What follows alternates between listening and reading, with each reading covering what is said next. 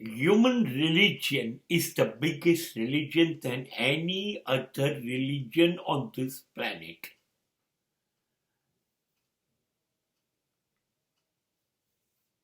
માનવ ધર્મથી મોટું કોઈ ધર્મ આ ધરતી ઉપર હોઈ શકે નહીં.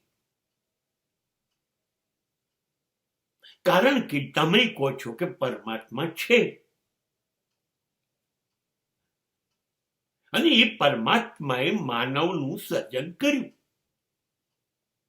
પાછા તમે તો એવું પણ શાસ્ત્રો કહે છે કે દરેક આત્મા દરેક માનવીની અંદર રહે છે અને આત્મા એ ઈશ્વરનો અંશ છે. એનો મતલબ દરેક માનવી માનવી નથી પણ પરમાત્મા જ છે, કેમ કે જાતે અંદર રહે છે. તો હવે મારી અંદર જ બ્રહ્માંડનો સર્જક પરમાત્મા રહેતો હોય તો હું જ ધર્મ થયો. મારી અંદર રહે છે પરમાત્મા તો મારું શરીર એ મંદિર થયું કે બહારના પથરાઓના મંદિરો, પથરાઓની મૂર્તિઓ એ ધર્મ થયો. મને એ સમજાવો. મારા મા બાપ માટે, મારી પત્ની માટે, મારા બાળકો માટે બે સમય મારી પાસે જમવાનું આપવાનું નથી, રોટલી નથી મારી પાસે. હું શું કરું? એ બધાને બાઇબલ આપું, કુરાન આપું, વેદ આપું, ગીતા આપું, શું આપું? તમારા આ ધર્મ કયા કામમાં લાગશે? કોની ભૂખ ઓછી થશે? મારું બાળક મરતું હશે તો દવાના પૈસા નથી તો કયો ધર્મ મારા બાળકને બચાવશે? મારા બાળકો રોડ પર રખડી ખાય છે કેમ કે સ્કૂલમાં પૈસા ભરવાના નથી.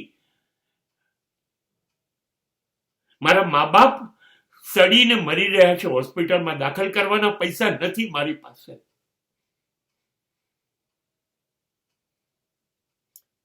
મારી પત્ની રોજ નિરાશાથી સાંજે દરવાજે ઊભી રહે છે કે હું આવું અને કશુંક લઈને આવું તો કરિયાણું આવે તો સાંજનો ચૂલો સળગે, રસોઈ બને. આ બધા પ્રશ્નોના ઉકેલ છે વેદ પાસે, ગીતા પાસે, કુરાન પાસે, બાઇબલ પાસે. કયા ધર્મની વાત કરો છો? શેની વાત કરો છો?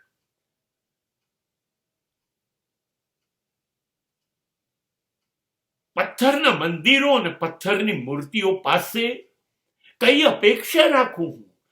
જીવતા માણસો, જીવતા એ મારા માટે ઈશ્વર છે. મારી દીકરી, મારો દીકરો, મારા મા બાપ, મારી પત્ની એ મારો ઈશ્વર છે, એ મારો ધર્મ છે. એની રોજી, એની રોટી, એનું શિક્ષણ, એની તબીબી સારવાર એ મારો ધર્મ છે. માણસ રોજ મરે મરે મરતો રહે અને ઈશ્વર જીવતો રહે મંદિરોમાં.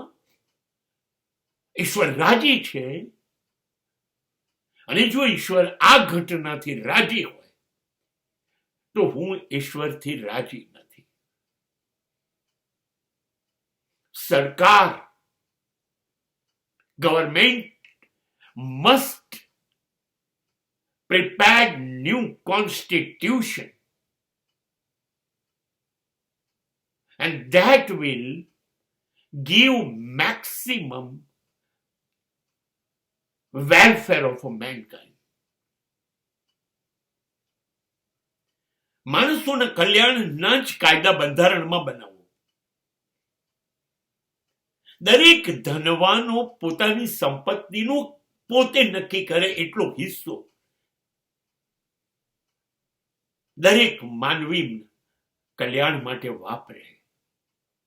ધર્મસ્થાનોને કહો બંધ કરો.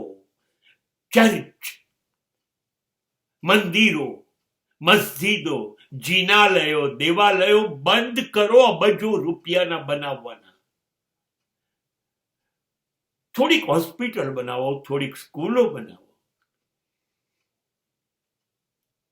જે મફત દરેક માણસનું સંતાન એમાં રહી શકે, જીવી શકે, એવી વ્યવસ્થા ગોઠવો કે અમને 2 સમય જમવાનું મળે. માણસને જીવાડોને તમારે ઈશ્વરને જીવાડીને શું કરવો છે? આ નજર સામે કચડાય છે, મરે છે, જીવતી લાશો છે. અને આરસ પાનના દેવતાઓને તમારે સૂકો મેવો ચડાવવો છે, ઘીના દીવા કરવા છે, રેશમી કપડા પહેરાવા છે. રાષ્ટ્રની 75% પ્રજા નાગી ફરે છે, ભૂખી છે, એની આંતરડામાંથી ચીસો નીકળે છે, માત્ર બદદુઆ. હવે જો માનવ ધર્મ ન સ્વીકારવો હોય તો દરેક આંતરડામાંથી ઉઠતી ચીસો, હું ખાતરીથી કહું છું, ઈશ્વરનો વિનાશ કરશે.